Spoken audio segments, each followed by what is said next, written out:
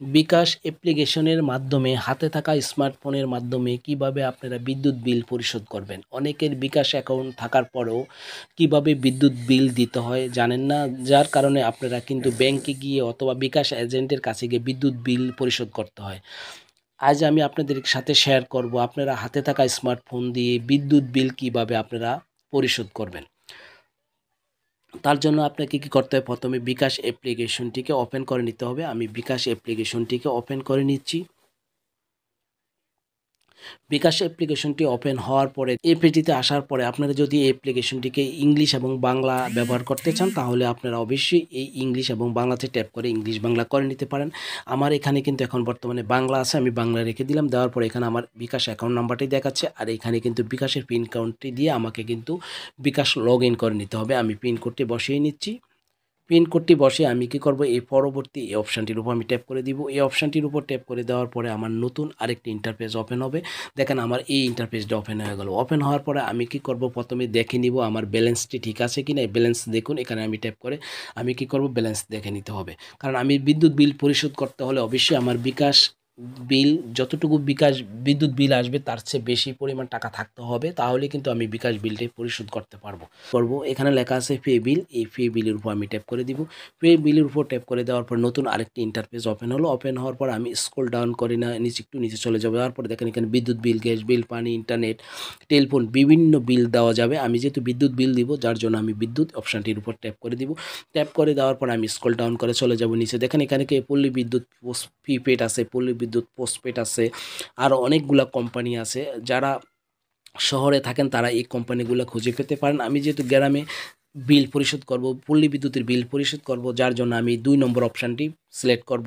আপনাদের যাদের পল্লী বিদ্যুতের রিচার্জ করা মিটার আছে তারা কিন্তু 1 নম্বর সিলেক্ট করতে পারেন। আর আমি যেহেতু কাগজের যে বিলটি আসে প্রতি মাসে সেই বিলটি আমি পেমেন্ট করব, তার জন্য আমি কী করব, পল্লী বিদ্যুৎ পোস্টপেড এই অপশানটির উপর আমি ট্যাপ করে দিব। পল্লী বিদ্যুৎ এই পোস্টপেডের উপর ট্যাপ করে দেওয়ার পরে আমাকে এই পেজটিতে নিয়ে আসলো। আসার পরে আপনি কোন মাসের বিদ্যুৎ বিল দিতে চান সেটা এখান থেকে সিলেক্ট করবেন। এখানে নভেম্বর দেখাচ্ছে, আমি এরোতে ট্যাপ করে দিয়ে আমি কি করব, ডিসেম্বরের বিল দিব। আমি ডিসেম্বর সিলেক্ট করে দিলাম। ডিসেম্বরটি সিলেক্ট করে দেওয়ার পরে দেখেন এখানে SMS অ্যাকাউন্ট নাম্বার দেখাচ্ছে। তবে আপনারা বিদ্যুৎ বিলে SMS অ্যাকাউন্ট নাম্বারটি খুঁজে পেয়ে যেতে পারেন। যদি SMS অ্যাকাউন্ট নাম্বারটি খুঁজে না পান তাহলে আপনারা খুঁজে নেবেন হিসাব অ্যাকাউন্ট নাম্বার অথবা হিসাব গ্রাহক নাম্বার। এই অপশানটা কিন্তু আপনারা বিদ্যুৎ বিলের উপরে অথবা নিচে পেয়ে যাবেন। সেই নাম্বারটি আপনারা এখানে বসিয়ে দিবেন। SMS অ্যাকাউন্ট নাম্বারের জায়গায় আমি হিসাব গ্রাহক হিসাব নাম্বারটি এখানে বসিয়ে দিচ্ছি। আমি SMS অ্যাকাউন্ট নাম্বারটি নেওয়ার পাওয়ার কারণে আমি কী করলাম, গ্রাহক হিসাব নাম্বারটি এখানে বসিয়ে দিলাম। বসিয়ে দেওয়ার পরে পে বিল করতে এগিয়ে যান এই অপশানের উপর আমি ট্যাপ করে দিব। তবে আপনারা আরও বোঝার সাথে আপনারা কিন্তু এই ভিডিওটি দেখে নিতে পারেন, অথবা আমি যেভাবে দেখাচ্ছি সেইটাও ভালোভাবে দেখলে আপনারা খুব সহজেই আপনারা পল্লী বিদ্যুৎ হোক অথবা অন্য যে কোনো কোম্পানির বিল পরিশোধ করে নিতে পারবেন। পে বিল করতে এগিয়ে যান, আমি কি করব, এই অপশানটির উপর ট্যাপ করে দিব। এই অপশানটির উপর ট্যাপ করে দেওয়ার পরে দেখেন আমার কতটুকু বিদ্যুৎ বিল সেটা কিন্তু এখানে দেখাচ্ছে। 27 ডিসেম্বর 2024 কিন্তু বিল পরিশোধের শেষ তারিখ ছিল। আর এখানে কিন্তু আমার সেই SMS নাম্বার অথবা গ্রাহক হিসাব নাম্বারটি কিন্তু এখানে দেখাচ্ছে। অবশ্যই আপনারা সঠিকভাবে দেখে নেবেন যে আপনাদের গ্রাহক হিসাব নাম্বারটি ঠিক আছে কিনা। আর বিদ্যুৎ বিলের পেপারের সাথে মিলিয়ে দেখবেন যে আপনাদের বিলটি কত, সেটা মিলানোর পরে যদি দেখেন সব ঠিক আছে তারপরে আপনারা কি করবেন, পরের ধাপে যেতে ট্যাপ করুন, এই অপশানটির উপর আবার ট্যাপ করে দিবেন। এই অপশানটির উপর ট্যাপ করে দেওয়ার পরে আপনাদেরকে নতুন আরেকটি ইন্টারপেজে নিয়ে আসবে। আপনাদের কিন্তু পরিমাণ কত সেটাও দেখাবে, চার্জ প্রযোজ্য কিনা সেটা দেখাবে, এবং আপনাদের বিলটি সর্বমোট কত সেটাও দেখাবে। আমার একই দেখাচ্ছে এখনও চার্জ প্রযোজ্য না, অর্থাৎ আপনি বিকাশ অ্যাপ্লিকেশনের মাধ্যমে 4টি বিল কিন্তু পরিশোধ করতে পারবেন, আপনাদের কোনো চার্জ দিতে হবে না। আমি যেহেতু প্রথম টাইম তার জন্য চার্জ কিন্তু দেখাচ্ছে না, অথবা আরও 3টা বিলও আমি দিতে পারবো। তারপরে কি করব, আমি পিন নাম্বারটি অর্থাৎ বিকাশ অ্যাকাউন্টের সেই পিন নাম্বারটি এখানে বসাবো। আমি বিকাশ অ্যাকাউন্টের সেই পিন কোডটি আমি আবার দেখেন আমি কী করলাম, সেই পিন কোডটি আমি আবার বসিয়ে নিলাম। বসে আমি কী করব, পিন কনফার্ম করুন এই অপশানটির উপর আমি আবার ট্যাপ করে দিব।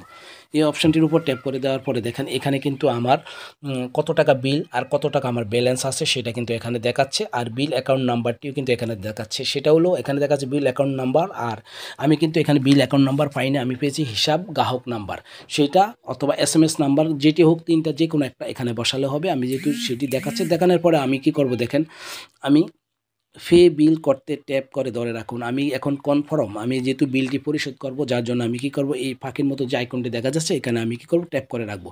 ট্যাপ করে রাখলে আমার কিন্তু বিলটি পরিশোধ হয়ে যাবে। আমি একটু ট্যাপ করে রাখি। দেখেন ট্যাপ করে রাখার সাথে সাথে আমার কিন্তু এই পেজটিতে নিয়ে আসলো। আমার দেখেন এখানে কিন্তু আমার বিলটি পরিশোধ হয়ে গেছে।